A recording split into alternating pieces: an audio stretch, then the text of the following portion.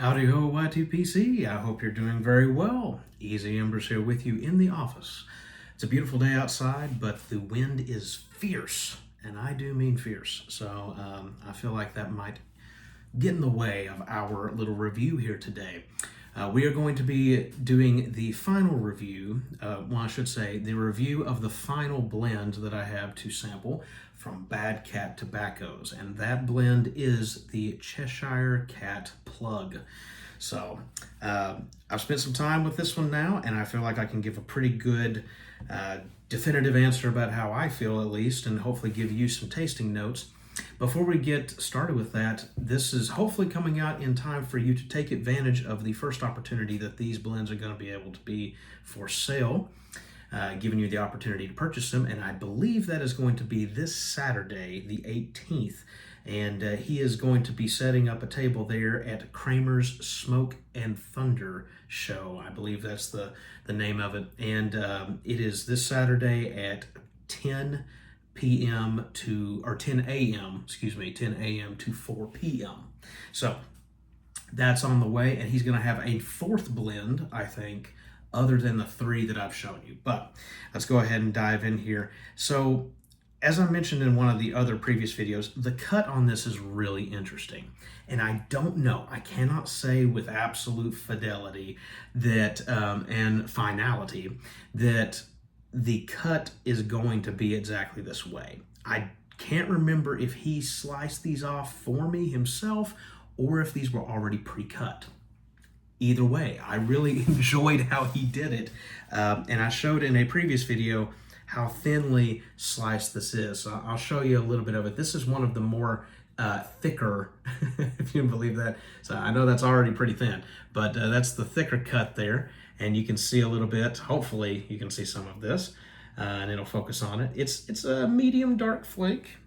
Some of them have a little bit more to them than others, but then again, some of the flakes are like just super razor thin, and that's really cool because this one rubs out to basically a stringy shag. So I'm gonna go ahead and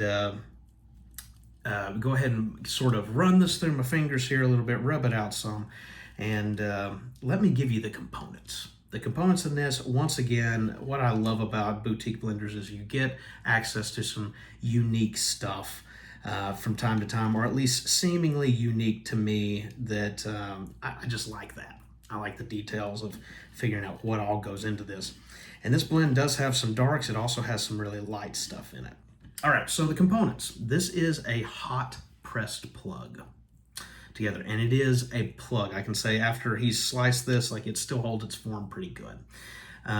It is, components are 2012 Red Virginia, Sweet Bright Leaf, Lemon Virginia, Macedonian Dubec, 2019 Izmir, Dark Fired Brazilian Foliano, I hope I'm saying that correctly, and L&H Farms Dark Fired Kentucky. And I believe, I don't know if he has any more, but the last time I went to the Kremer smoke show that they did, which I think was the first one, he had bags. I want to say pound bags or something like that of Dark Fired Kentucky, and I bought some. So, and that was from L&H Farm. So here's kind of what you're looking at here. I don't know how well it will focus, nor my face on here, but you can see we got some lights, we've got some darks in here, so you can kind of make out the bright leaf or the lemon Virginias in there. I think that's pretty light colored, and then you can definitely make out the dark fired as well. It smells like you can pick out the dark fired. I'm going to be having it in my clay pipe here, and so we can get some accurate notes. Now, I've had 3 pipes of this, not including the Kisseroo pipe that I made the little video on whenever I was sampling some of the really thin, like shreds, the really thin cuts of it. But I can't remember what I was going to say about that. But anyways, I remember now. So I've done tested this in a couple different pipes, and I've gotten slightly different results based on the pipe, and I would say that's probably due to some ghosting or something. In my dedicated Kentucky pipe, I was definitely getting more chocolate. In my dedicated Kentucky and Virginia pipe that's of a bigger size, I got more of a like Perique vibe. And the red Virginias definitely came out in a larger quantity. It definitely showed out a lot more. But let's go ahead and get a couple of initial tasting notes here just from the first light. And I'll tell you kind of how this is and see if this is any different than the two previous pipes beforehand that I had.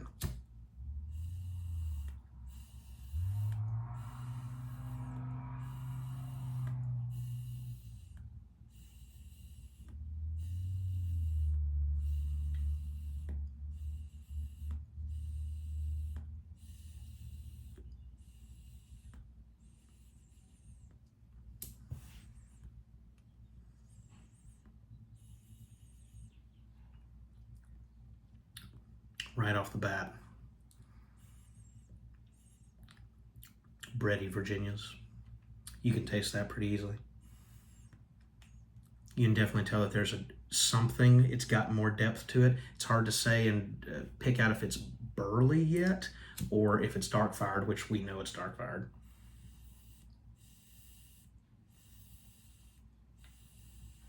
But that hasn't made itself fully present yet.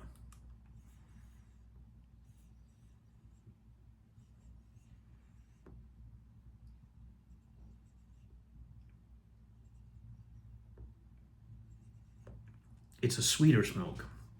Not overly so, but definitely you can tell that a good portion of this is Virginia's. And it's a bready Virginia. Right now it's more bready, maybe a hint of the fruity sort of Virginias like your typical red Virginias.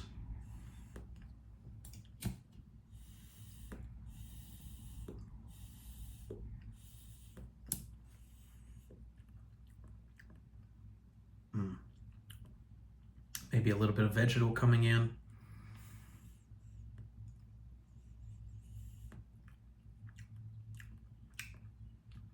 Yeah. So right now, I mean, and that coincides with the last pipe that I had more so than my first one. Because I made notes here that it was mainly like a red Virginia with a hint of dark fire and the possible essence there of vegetal notes coming through. So I'll go ahead and get into the first third here and I'll check back in with you in just a bit. All right, into the first third here. It's a sweet smoke and I'm really enjoying it. The bready and the red Virginias are definitely the front player. The dark fired comes in every little once in a while and it's beginning to create the familiar melange to me when you mix the dark fired with prominent red Virginia. You almost get this barbecue-y sort of essence that is like a barbecue jam, if that makes sense. If you've had like maybe plum jam or not plum jam, plum barbecue or something like that. It's got a fruity sort of note to it, but it's a little darker than your typical Perique, and so it edges toward the more smoky side, but it's not much. He's really got an interesting balance here. There is the vegetal, almost incense quality, but not heavy, not like an English incense. So definitely the Orientals are there and you can pick them out. You can find them. They're kind of a vegetal note that comes in towards the end. And so that's kind of where I'm at this first third here. It's pretty good. This is a light, medium light, lighter sort of blend right now. And the room note and just through the retrohale, the smoke is significantly sweet. But I'll keep going. I'll give you another check in here in just a bit. Transitioning into more of the second third, there's a creamy quality that makes itself quite present. I assume that that's a little bit of the Orientals interplaying with some of the Virginia, but it's sweet and not artificially so. It's just sweet and it's reminiscent of cream and the smell of sweet cream. There's no pepper. No pepper on this at all. The retrohale is very smooth, and you get a little bit more of the incensey kind of orientals in the retrohale.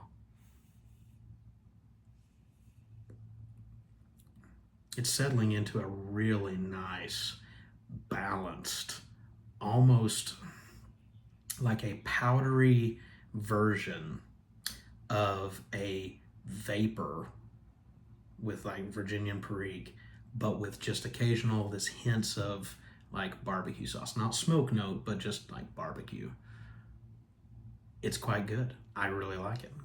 Getting into the third, I mean, we're deep into the second, heading into the third. And this is a dang good blend. Wow. Okay. Yeah, I mean, it's everything that I really like. And I mean, I've had 3 bowls of this. The second one I had was large, and there's no real serious like nicotine thing that I'm having to worry about. So it's got to be lower on the nicotine, despite having some dark fired in it. And there's just this really nice interplay, like the smoke that I'm getting, just the room note. It's sweet, naturally sweet. I get just sweet incense all of a sudden, and then it goes into more of a really nice, even vapor. But it's a deeper vapor than normal because of the dark fired, and then occasionally the dark fire will pop out for just a quick second, a little bit more, and then occasionally there's more vegetal, and it's oscillating, and I like whenever a blend does that. That's really nice.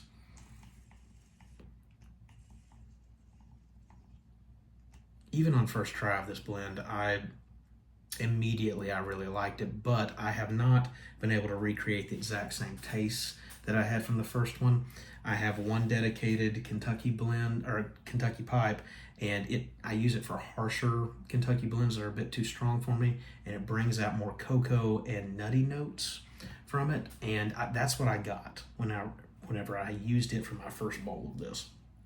The second and the third ones, this is the third one, it's definitely much more red Virginia present in it, and it's just it's in that sweet spot, man. It's good. I'm gonna go ahead and finish it up here, but if you're a Virginia Perique sort of person that likes a little touch of that dark fire, and you don't mind some Orientals adding in some, that powdery sweetness into it, it's this is good. This is really good. Okay, let's bring this home. I don't need to spend a whole lot more time with it. I'm into the final third, and it's consistent all the way through. This is my favorite. I'll go ahead and say it. This is my favorite. Like, if you have a similar palate to me, this is the one to get for sure. Try the others by all means, because each of them have their own unique thing with them. But like, this has got to be my favorite above all. I think it could easily be like my all-day smoke because it has enough depth to it to keep things interesting. It's got all of my favorite components, but it's not got any sort of like serious nicotine hit to it. Out of 3 bowls, and I'm a lightweight, so I would notice. Okay, what's some blends that we can compare with this? And you may have seen them in the background a little bit here. Me trying to like give you an example of what this is probably not. I'm going to give you the best examples. It is the ultimate love child of these 2 blends. And I know one of these is more popular than the other because the other one's a limited release, but honestly, this is it. It's the love child of Peter Heinrich's, like a pretty modern new dark strong. Okay, Peter Heinrich's dark strong is strong dark mixture, full body black Cavendish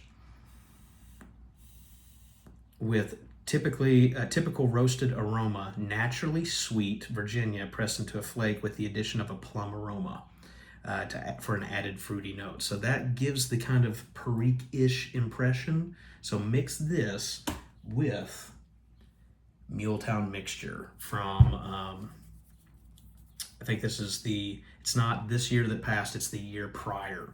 And this blend is a blend of different vintages of special preparations of Old Belt Virginias, spiced with Louisiana Perique and an extra helping of dark fired. It's the 2025. And yeah, So if you had this one or you've had Peter Heinrich's Dark Strong, mix the two together equal parts and throw in a bit of that Izmir, that because neither one of them have Orientals in them, but the Oriental is present, not overpowering. It's just it makes itself present in that powdery note. This is my favorite. I gotta say, it's really, really good. And unfortunately, I'm not going to be able to make it to the smoke show this time. I'm going to be out of town for a funeral.